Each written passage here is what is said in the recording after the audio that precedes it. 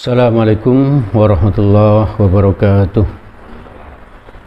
Alhamdulillahirabbil alamin alladzi yuhibbul muhsinin wa yarfa'u darajatil muttaqin. Asyhadu an la ilaha illallah wahdahu la syarikalah wa asyhadu anna Muhammadan abduhu wa rasuluh la nabiyya ba'dah. Allahumma salli ala Muhammad wa ala alihi wa ashabihi wa man tabi'ahum bi ihsanin ila yaumiddin. Qala Rasulullah sallallahu alaihi wasallam, ma mala'a adamiyun wi'a syarran min batni bihasbibni adamah ukulatun yukimna sulbahu fa in kana la mahalata fa thuluthun li ta'amihi wa thuluthun li syarabihi wa thuluthun li nafsihi. Jamaah yang dirahmati oleh Allah, mari kita senantiasa terus bersyukur kepada Allah karena Allah telah memberikan nikmatnya yang sangat banyak kepada kita. Dua macam nikmat yang menurut Nabi manusia sering lupa, sering lalai untuk mensyukurinya, yaitu nikmat sehat dan nikmat waktu luang. Alhamdulillah, Allah mengkaruniai kita dua macam nikmat itu, dan sekaligus Allah menolong kita sehingga kita bisa mensyukurinya. Antara lain, kita mensyukuri dua macam nikmat itu dengan cara hadir ke majelis taklim ini. Karena menurut Nabi, apabila Allah menghendaki kebaikan kepada seorang hamba, maka Allah akan memudahkan baginya untuk memahami ilmu agama. Alhamdulillah, kita ditolong Allah untuk bisa istiqomah hadir ke majelis ilmu seperti ini. Semoga Allah juga memudahkan bagi kita untuk memahami ilmu agama, sekaligus Allah memudahkan bagi kita untuk bisa mengamalkannya. Amin, amin, ya rabbal alamin. Jamaah yang dirahmati oleh Allah, sebulan penuh Allah mendiklat kita, mendidik kita, melatih kita. Allah mengajak semua orang beriman untuk lebih rajin beribadah di bulan Ramadan kemarin. Dengan cara apa? Melipat gandakan pahala ibadah sunnah berpahala wajib. Pahala ibadah wajib dilipat gandakan. Bahkan khusus ibadah puasa di bulan Ramadan ini, Allah sendiri yang memberi pahala. Jadi bukannya dicatat oleh malaikat seperti itu, tapi Allah sendiri yang memberi pahala. Itu menunjukkan apa? Bahwa pahala puasa Ramadan itu tidak terbatas. Allah sendiri yang memberi pahala.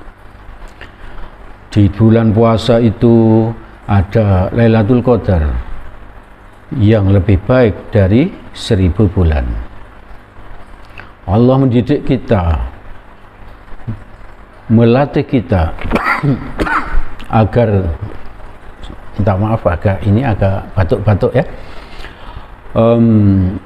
Allah melatih kita untuk berakhlak mulia, tidak berbohong, tidak ghibah, tidak memfitnah, dan lain-lain. Sebab apa? Jika hal itu kita lakukan, maka bisa mengurangi pahala puasa. Jadi seolah-olah Allah memaksa kita agar kita jangan sampai melakukan keburukan-keburukan seperti itu. Jadi Allah dan Rasulnya mengancam akan mengurangi pahala puasa. Bahkan akan menghilangkan pahala puasa sama sekali. Berakhlak mulia dan lain sebagainya. Dijanjikan rahmat Allah, ampunan Allah, bebas dari neraka, dan masuk surga lewat pintu royan. Maka ibu bapak, setelah sebulan penuh kita dilatih oleh Allah, kita dididik oleh Allah untuk melakukan kebaikan-kebaikan, amal-amal soleh dengan iming-iming pahala seperti itu, dengan harapan apa? Keluar dari Ramadan itu walaupun pahalanya tidak sebanyak di bulan Ramadan, kita tetap bisa istiqomah untuk beramal soleh. Jadi Ramadan kemarin itu harus ada bekasnya ya, ya. Secara fisik kita bisa menjaga pola makan ya. Kita bisa menjaga pola makan. Makan setelah lapar, berhenti sebelum kenyang. Itu kalau konsepnya Nabi seperti itu. Makan setelah lapar, berhenti sebelum kenyang. Atau paling kenyang, kalau seperti tadi itu kita nggak kuat, maka paling kenyang sepertiga perut kita itu kita isi dengan makanan, sepertiga perut kita itu kita isi dengan air untuk minum, dan sepertiganya lagi adalah udara untuk nafas kita. Jadi jangan sampai perut kita itu kita isi makanan melebihi dari sepertiga itu ya. Melebihi dari sepertiga itu. Di dalam hadis riwayat Tirmizi dari Mikdam radhiyallahu an, Rasulullah sallallahu alaihi wasallam bersabda, hadis ini saya baca tadi di pembuka itu, artinya adalah tiada tempat yang paling buruk yang dipenuhi oleh manusia daripada perutnya. Cukup bagi anak Adam beberapa suap saja untuk menegakkan tulang belakangnya.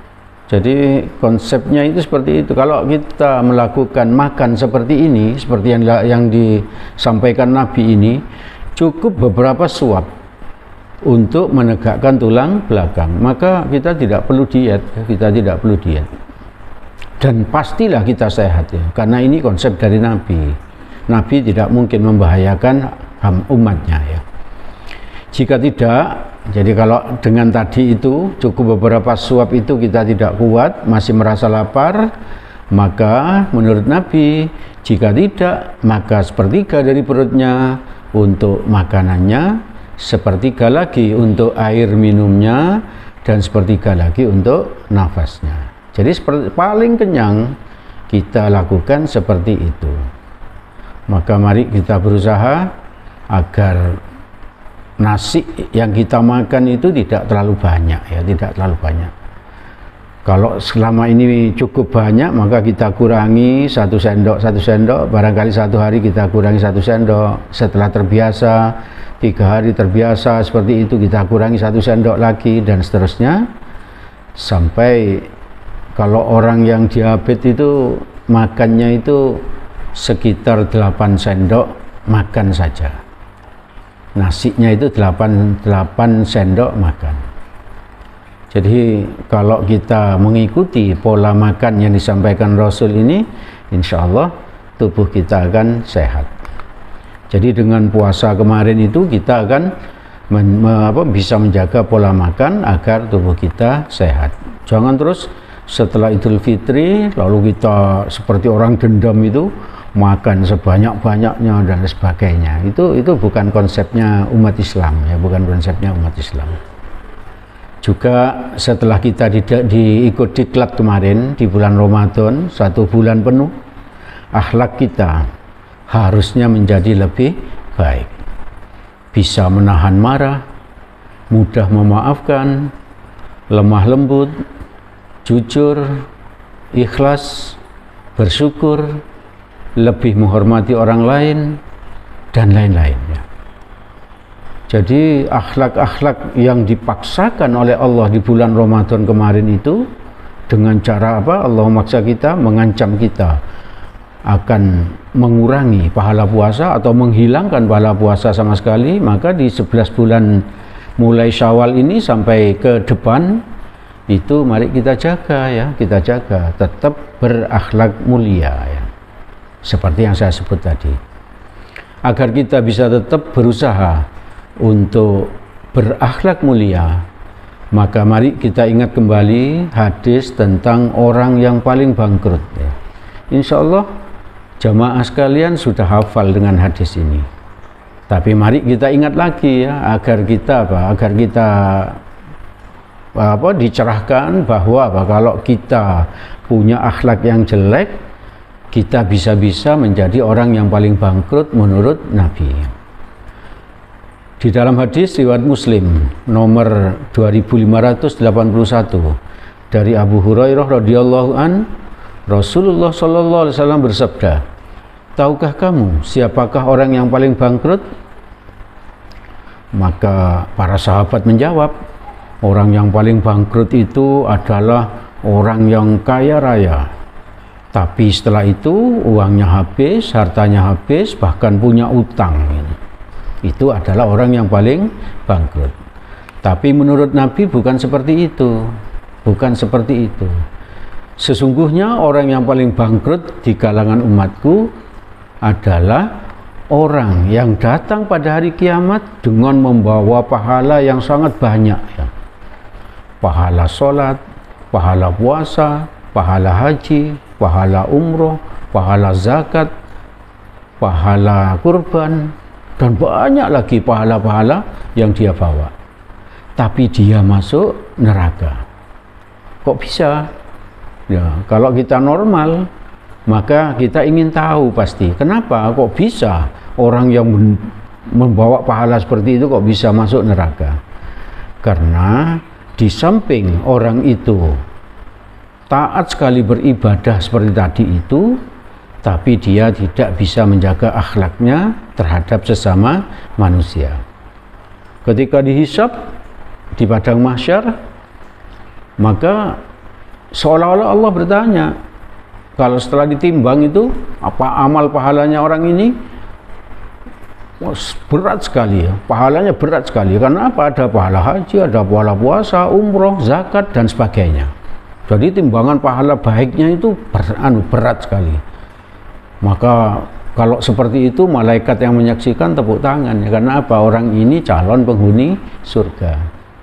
Tapi Allah seolah-olah bertanya pada orang yang hadir di saat itu di padang mahsyar. Allah bertanya, kalau orang ini masuk surga, adakah di antara kalian yang keberatan? Maka bisa jadi istrinya yang ngacung ya. Kalau itu seorang suami, istrinya ngacung. Kalau dia seorang istri, bisa suaminya yang ngacung. Saya keberatan. Loh kok bisa suami atau istri keberatan pasangannya masuk surga? Kalau di akhirat itu tidak ada hubungan apa ayah, anak, suami, istri, nggak ada. Semuanya sibuk dengan urusan masing-masing ya. Semuanya ingin ingin menyelamatkan dirinya sendiri. Tidak peduli dengan kerabatnya selama ini. Yang di dunia sebagai anak, sebagai cucu, sebagai istri, sebagai suami, tidak peduli. Maka istri atau suaminya, pasangannya ya, mengacung. Orang ini sering zalim kepada saya, sering memukul saya, kata istrinya, melakukan kekerasan di dalam rumah tangga, misalnya seperti itu. Maka Allah memerintahkan, ambil pahala orang ini, berikan kepada istrinya. Berkurang toh pahalanya. Lalu adakah yang masih keberatan? Bisa jadi anaknya ya. Ayah saya ini seorang yang tidak adil terhadap anak-anaknya. Nah, seperti itu Allah langsung bilang, ambil pahalanya orang ini, berikan kepada anaknya. Allah bertanya lagi, adakah yang masih keberatan? Tetangganya. Karena apa? Barangkali pernah mengganggu tetangganya, pernah menyakiti tetangganya. Maka Allah bilang, ambil pahalanya orang ini, berikan kepada tetangganya. Terus ternyata banyak sekali yang keberatan. Pahalanya diambil, berikan kepada yang keberatan tadi. Pahalanya diambil, berikan kepada yang keberatan tadi, sampai habis. Pahalanya sudah habis, ternyata apa? Yang keberatan masih banyak. Yang keberatan masih banyak. Bisa pembantunya, bisa sopirnya, bisa karyawannya, bisa asisten rumah tangganya, dan lain sebagainya. Kalau pahalanya sudah habis, maka kalau masih ada yang keberatan, maka dosa-dosa orang yang keberatan itu diambil, diberikan kepada orang yang membawa pahala banyak tadi itu. Jadi pahalanya habis, diberi dosa. sehingga orang ini diseret ke neraka. Maka itu hati-hati, hati-hati. Mari kita berusaha untuk berakhlak mulia kepada sesama manusia.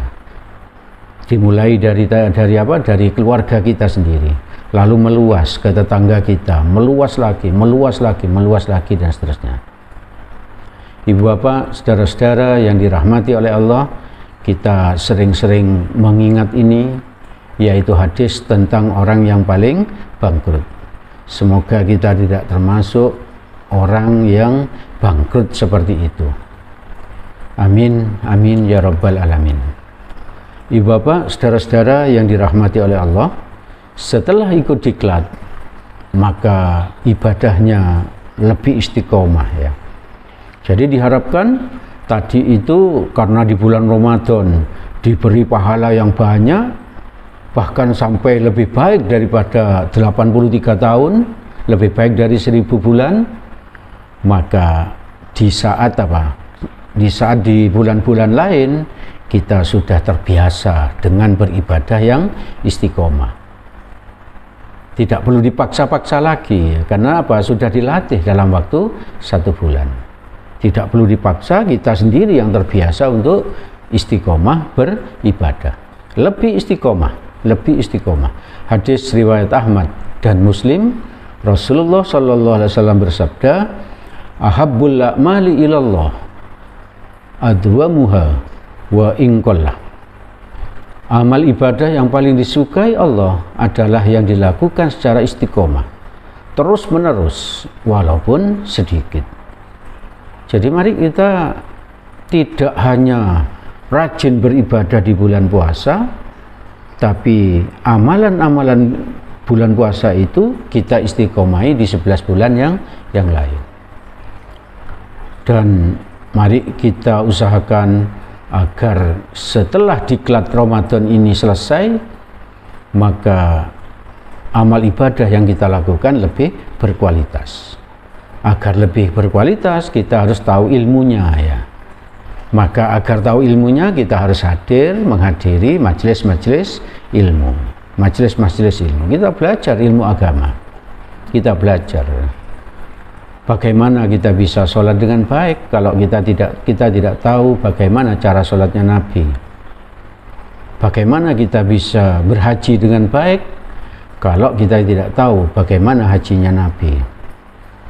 Bagaimana kita bisa tayamum dengan baik apabila kita tidak tahu bagaimana cara tayamumnya Nabi. Maka kita hadiri majelis-majelis ilmu agar kita tahu dan berusaha lebih ikhlas.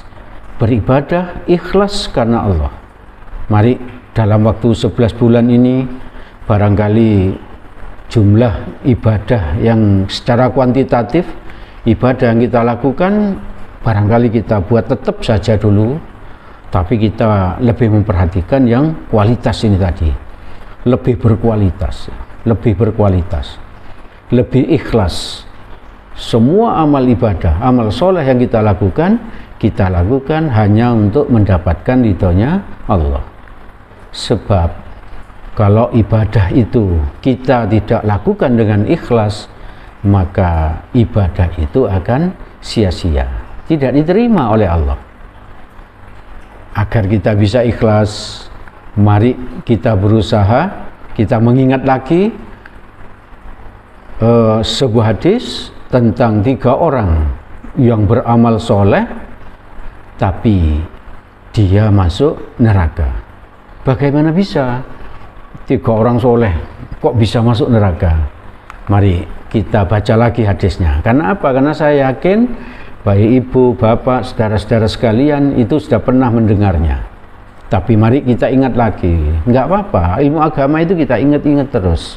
Kita cas lagi ingatan kita tentang hal-hal yang perlu kita ingat. Agar apa? Agar kita ingat lagi, lalu kita amalkan lagi dengan lebih baik.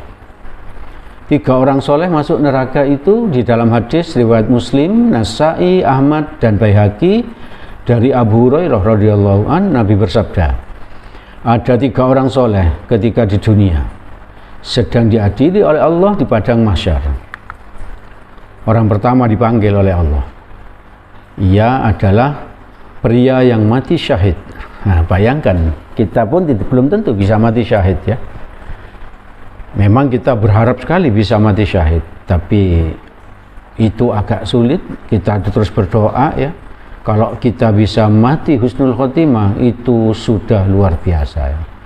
Maka kita berdoa agar kita diwafatkan oleh Allah dalam keadaan husnul khotimah, dalam keadaan husnul khotimah. Semuanya sudah diampuni, dosa-dosa kita sudah diampuni, dan kalau bisa kita bisa mati syahid. Nah, orang ini bisa mati syahid. Lalu Allah bertanya kepada orang ini, apa yang kamu perbuat dengan semua nikmat yang aku berikan? Barangkali Allah memberikan kekuatan fisik kepada orang ini dan hidup di zaman Nabi misalnya. Maka mujahid tadi, orang yang mati syahid tadi menjawab, saya telah berperang karena Allah, sehingga saya mati syahid. Tapi Allah menyangkalnya, kamu dusta. Kamu dusta.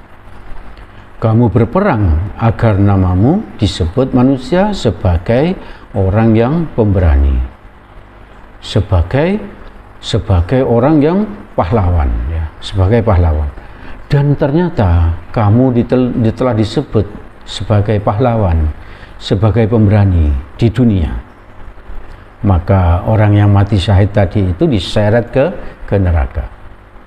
Jadi itu artinya apa? Kalau kita itu memperjuangkan, menolong agamanya Allah, tapi kita tidak ikhlas melakukannya untuk mendapatkan ridhonya Allah, karena ingin dipuji, ingin dianggap berjuang di jalan Allah, maka kita pun akan diseret ke neraka. Maka kita hati-hati sekali meluruskan niat kita di dalam berjuang, semata-mata untuk mendapatkan ridhonya Allah. Orang kedua dipanggil. Ia merupakan seorang alim ulama, seorang dai, seorang ustadz yang mengajarkan ilmu agama kepada manusia. Allah bertanya kepada orang ini, apa yang telah engkau perbuat dari berbagai nikmat yang aku berikan, katanya Allah. Barangkali Allah memberikan kepandaian kepada orang ini dalam hal ilmu agama, sehingga orang ini berdakwah, ustadz dan lain sebagainya. Sang ulama menjawab, saya telah membaca, mempelajari dan mengajarkan Al-Quran dan hadis karena engkau ya Allah, karena ingin mendapatkan ridhomu. Maka Allah berfirman, kamu dusta gitu. Allah kan maha tahu ya, Allah maha tahu, kamu dusta, kamu melakukan itu semua karena ingin dianggap sebagai orang pintar, sebagai orang pandai. Dan kamu memang sudah disebut sebagai orang pandai, sebagai ustadz, sebagai ulama, sebagai kiai di dunia, dan engkau menikmatinya. Maka orang ini pun diseret ke neraka. Sekali lagi, mari kita luruskan niat kita di dalam berjuang. Semuanya kita ikhlas ingin mendapatkan ridhonya Allah. Lalu orang ketiga pun dipanggil. Orang ini merupakan orang yang kaya raya dan dermawan. Maka Allah bertanya, apa yang telah engkau perbuat dari berbagai nikmat yang aku berikan? Maka orang ini menjawab, yang dermawan ini menjawab, saya tidak pernah meninggalkan sedekah, infak, kurban, zakat di jalanmu ya Allah. Maka Allah berfirman, kamu dusta. Jadi tidak ada yang bisa kita sembunyikan dari Allah di akhirat, itu tidak ada, karena Allah maha tahu. Kamu dusta ya. Kamu melakukan itu semua agar kamu disebut dermawan, dan orang-orang di sekitarmu memang sudah menyebut kamu sebagai orang dermawan. Maka orang ketiga ini pun diseret ke neraka. Jadi ibu bapak, saudara-saudara yang dirahmati oleh Allah, 3 orang yang diceritakan Rasulullah ini yang sangat taat beribadah, dan menurut pandangan manusia ketiga orang ini akan menjadi penduduk surga, namun hanya Allah yang mengetahui segala isi hati hambanya. Jangan sampai kita itu menjadi manusia yang terkenal di dunia ya, tapi tidak dikenal di akhiratnya.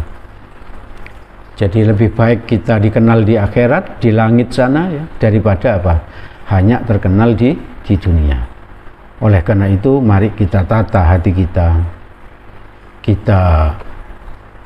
Kita luruskan niat kita di dalam beribadah semata-mata hanya ingin mendapatkan ridhonya Allah. Kita tidak peduli apakah kita mau dipuji atau apakah kita mau dihina oleh manusia. Tidak peduli dengan itu semua. Yang penting kita tidak dihina oleh Allah. Yang penting kita tidak dihina oleh Allah. Maka ibu bapak, mari kita berusaha tingkatkan kualitas ibadah kita dengan cara apa? Mengetahui ilmunya, hadir ke majelis taklim, dan berusaha ikhlas karena Allah. Ingat, kita berjanji kepada Allah minimal 17 kali. Iyyaka na'budu wa iyyaka nasta'in.